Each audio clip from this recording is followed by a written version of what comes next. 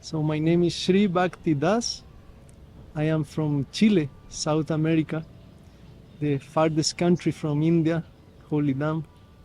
And well, I'm a music student and also a music teacher.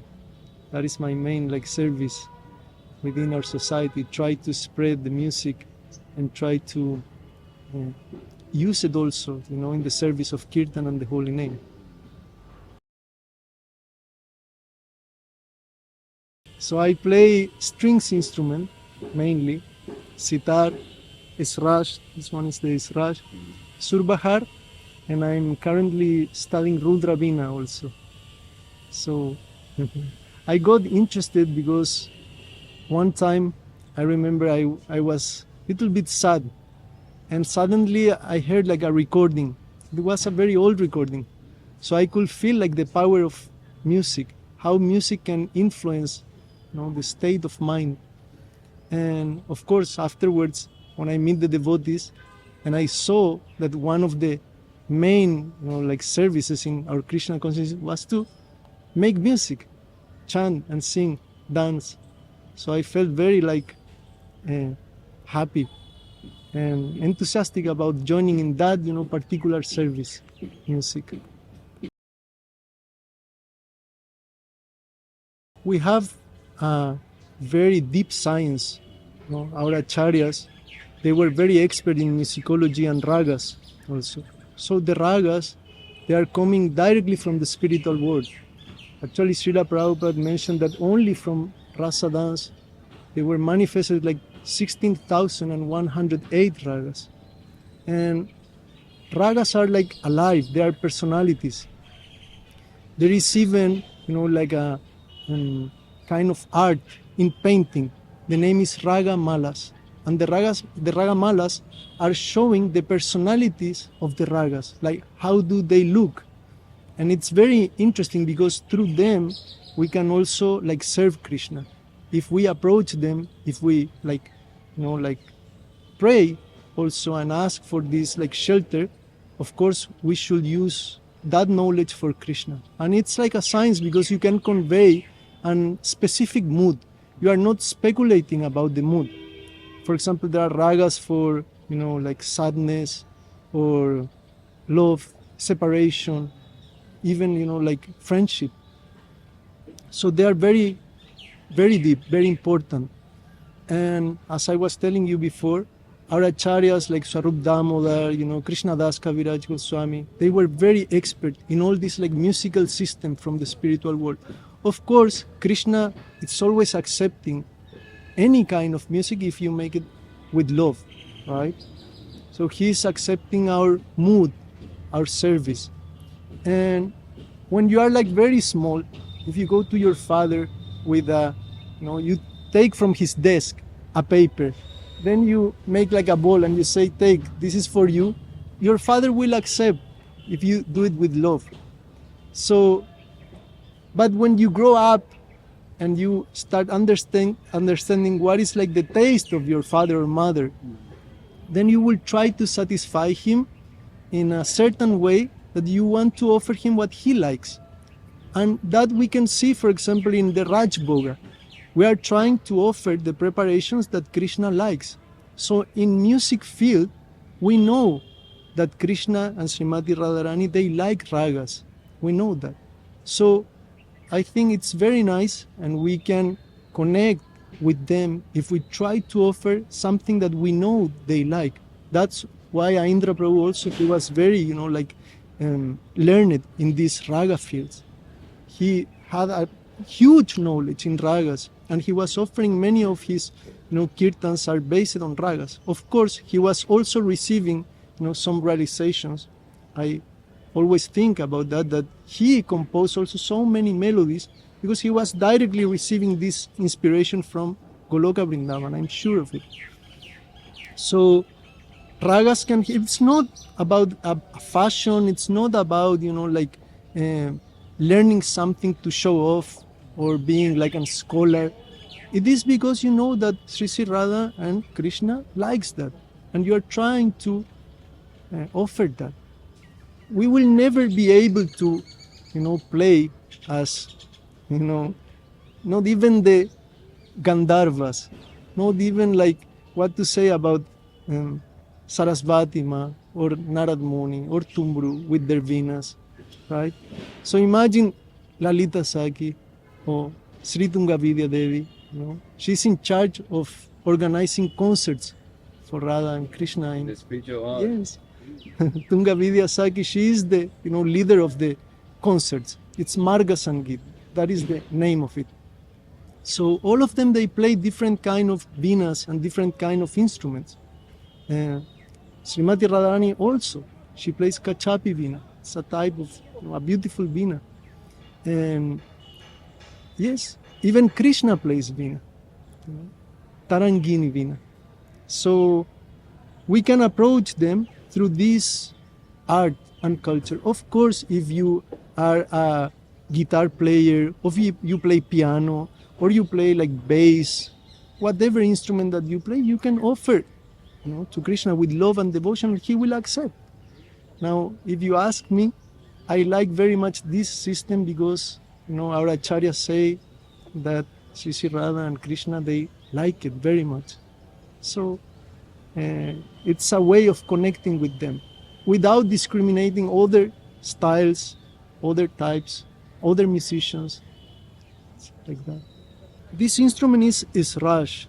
This Raj, it's well known in Bengal, and usually they use it in devotional music, devotional Sangeet. So it is very, like good for playing in kirtans and for playing in soft bhajans. It's very appealing, it has a very like gentle mood, and you can express emotions through, this Raj very easily, in a very nice way.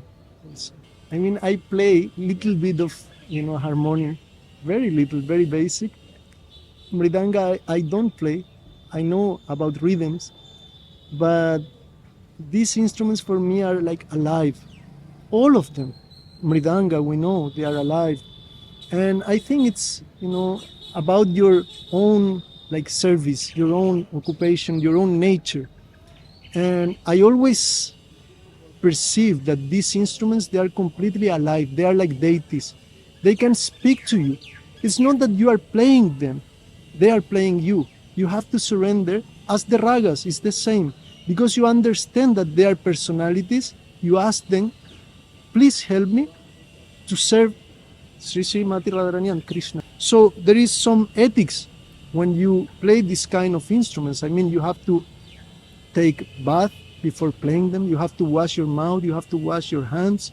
You can never cross over, like the instruments. You should respect them very much. Try to keep them like very clean, even if it's like dusty sometimes, in the holy dam. But you can always give some attention and try to respect them as much as possible. Sometimes you see the devotees using like mridangas as tables, or you see, the instruments in the floor. And we should understand that they are alive. I think that's why, I choose like this kind of instruments, because I feel that they are there, they are present. And also they allow you to express emotion, different kind of emotions. It's rasas, different rasas. There is a huge theory about the Nava rasas, the main rasas in Indian classical music. And I was telling you before, this is connected with, the like Krishna's pastime during the day, right? We have like 8 praharas. And in each prahara, Krishna is developing some kind of, pastime. So if you know what is Krishna doing in this particular time of the day, you can express through music, and music is always there in the spiritual world. It's always present. If you see all, our paintings, deities, they are always ornamented with different kind of instruments, drums, like string instruments, venas. So it's a very nice way, sacred articles to worship Srimati Radharani and Krishna. Aindra Prabhu, he was a genius. He was a natural like master. And of course, that was coming from his purity, his power, his commitment, the holy name. That was, his mood, that was his life, his breathing. He was breathing, the holy name. And whatever he was doing was for, like bringing this beauty of the holy name, enhancing the beauty. It's like, the deities. We know that the deities are beautiful by themselves. They don't need anything. But we try to put some nice garland, some nice earrings, right? Because it's something personal. It's a personal relationship. So music and the holy name should have the same relationship. We should use music to enhance the beauty of the holy name. It's not covering. Like you will not put, deity like a huge tilak or huge, like bindi covering because that will not look nice. So it's the same. You have to be very careful in music to ornament, to enhance the beauty, the natural beauty of the holy name. And Indra Prabhu was very expert in that. If you see, he was using and he was able to play many instruments, like from bulbul tarang, some sarangis from Nepal, some flutes. He has some nagaras, like huge drums from Rajasthan, and tamburas, of course. And he was using all of them to enhance this beauty of the holy name. He was very, very expert, very natural. He had a lot of knowledge in ragas. Actually, there is a nice recording in YouTube. The name is Mysterious. It is one, in the picture there is only his harmonium, Mysterious. And he was singing a very mysterious raga, and very beautiful raga. The name is Chandra Counts. And Chandra Counts, you play from 9 to 12 nighttime. And he was singing, very absorbed, very nicely. He was singing, it's such a powerful recording. And then suddenly, behind, you can listen the bells of the temple.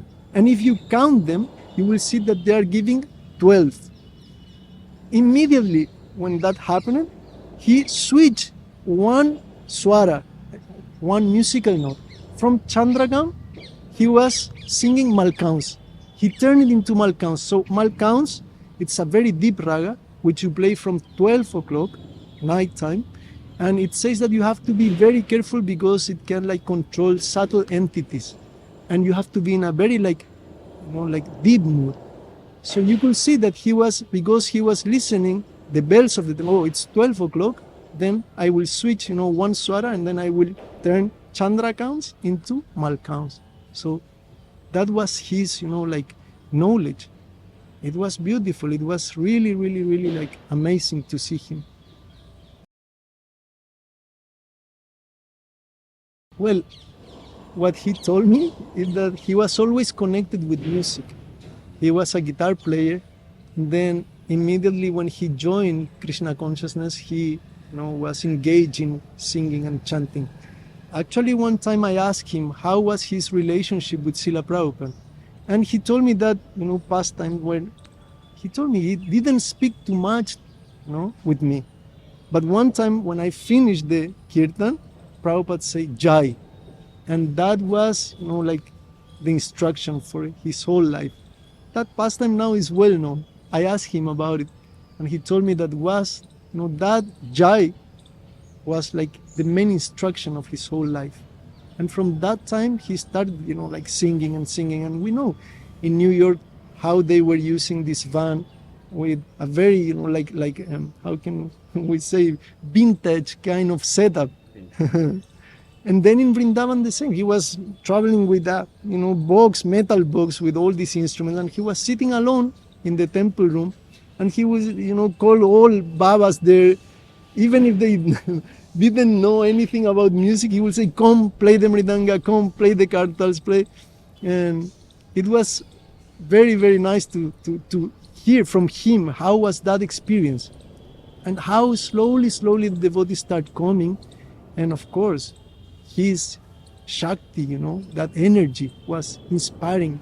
He was like a flower bringing many bees, a moon bringing many stars around him. And till now, you can see that after so many years, uh, physically he's not here anymore with us, but even like that, the devotees are here, still new generations. I was very, like impressed to see small boys, 5 years old, 6 years old, playing in the temple room so nicely, changing, the talas, breaking the rhythm, then coming back again, following, Indra Prabhu's legacy. It's amazing. His absorption was to serve Srimati Radharani through the holy name. Of course, serving, Srimati Radharani and Krishna through the holy name. And that was his whole life, his whole occupation. I was there when he was, repairing his harmonium with such a dedication. He will check every, key, every swara, and he was very dedicated, recording, always creating, always trying to spread. He was never concerned about personal fame. He was never concerned about glorification. During those years, social media was not even there. It was like starting. And he was really not concerned about becoming a namstar. He was always in Vrindavan. Sometimes he used to go to Delhi, very rarely, and Mayapur.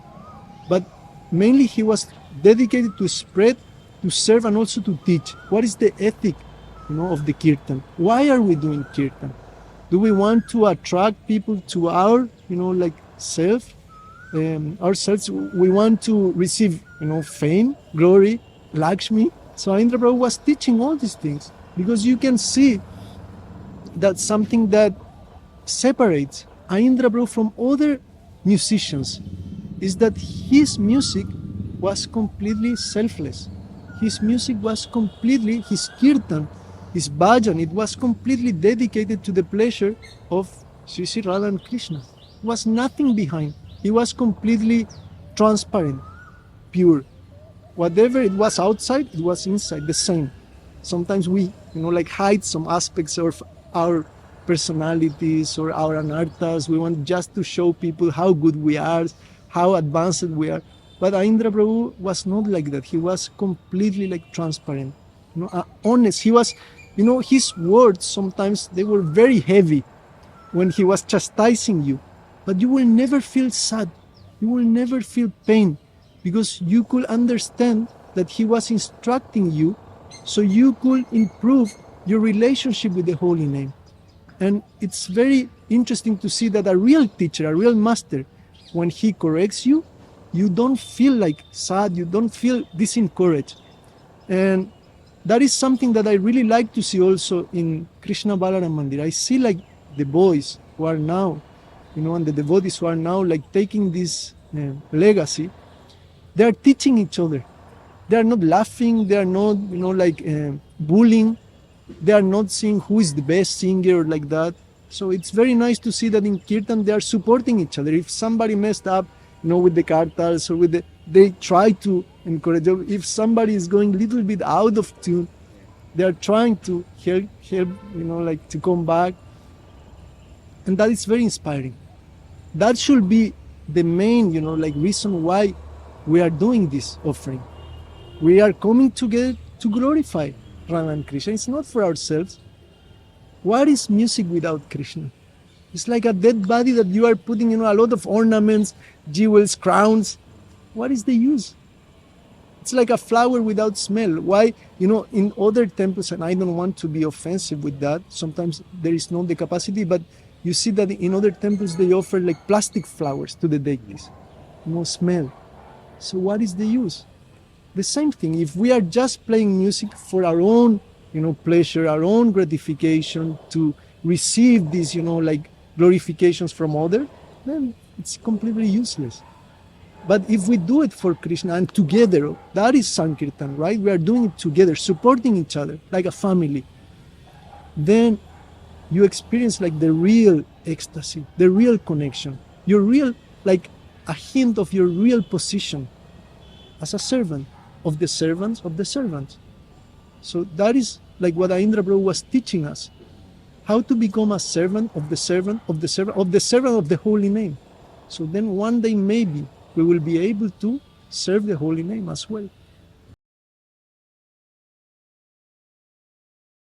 Well, he was eagerly inspiring the devotees, instructing them that it was very important to go and sing when nobody was seeing you. Like night shifts, they are very, very special to get like deep realization. Sometimes we avoid the night shift because it's very austere. Say, oh my God, I'm very, tired. I was serving during the day. Then 10 to 1 night, nobody's there. It's very quiet. So Indra Prabhu was very, strong about that.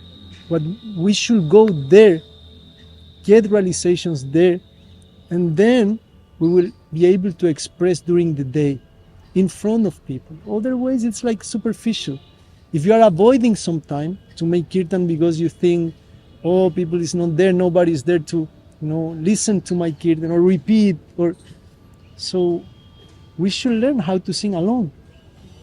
I mean, it's always better with the devotees, right? I mean, that is the point. But we should not depend on how many people is there, who will look at me. And he used to make like strong meetings, chastising, saying, why nobody is going there, during nighttime. Who is, committing? Raise up your hand, like something like that. And everyone was like, he was like looking over. But he was always very strong. Those meetings, I remember like very vividly how he was like very strong, saying that during those moments, when you are alone, when you are completely doing it because of service, you receive a lot of realizations. I mean, finally, devotees will come. But it was so nice to see him speaking, not like, he was speaking just from, out of speculation or whatever. It was out of his example, his own example of being there. And sometimes you could see him also. Randomly he will come, like at 12 o'clock or 1 o'clock. And it was very inspiring to see that also, that he was not aware, of course his main shift was 6 o'clock, right before, Gora Artik, but it was not about fame, it was not about who is going to be there. And he was very dear to everyone in Vrindavan, in Radhakund, in Govardhan, all the like Goswamis, Goswami families, Babajis, they will all respect him and feel happy when they meet him. So it was very nice to see also that relationship, personal relationship with the Brajavasis. He was one more, right? And sometimes he was like that, like saying to the devotees, through your ticket to Yamuna, like his thinking was, if you were able to come to Vrindavan, then you should not go, you should not leave. So he was telling me that one time, he was angry. Yes, he was angry because I had to leave during Kartik. I need to do some stuff. So I just left and then I came back. And he was very angry. How can you leave, during Kartik Mass? Go to the Yamuna and throw your, your ticket, and very angry. Like you were feeling like an ant. When he was in that mood, you were feeling like a mosquito, less than a mosquito. He was very intense. And then he will switch and he will say, but you will always have a place in Vrindavan, in a very sweet way.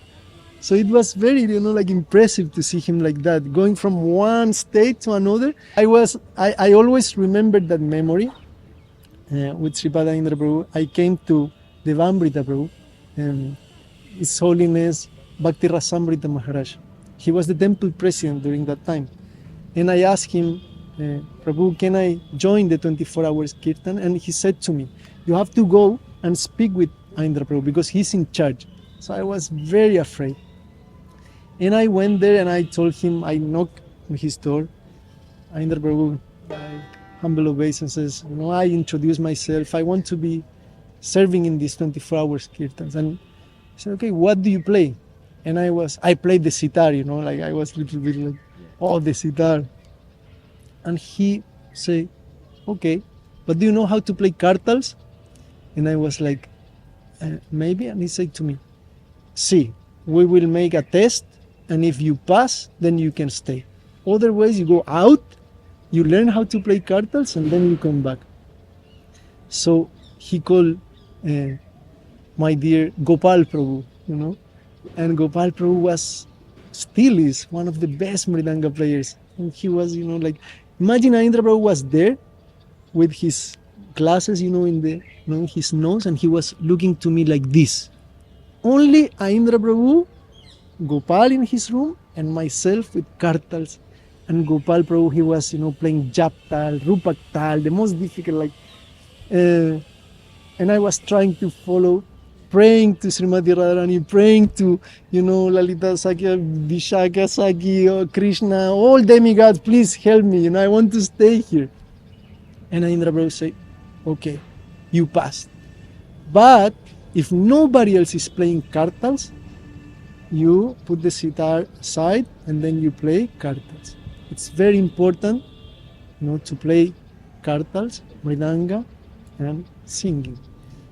Other instruments, they can ornament the kirtan, as we were speaking before, but we should have some knowledge in those instruments also. It's very useful.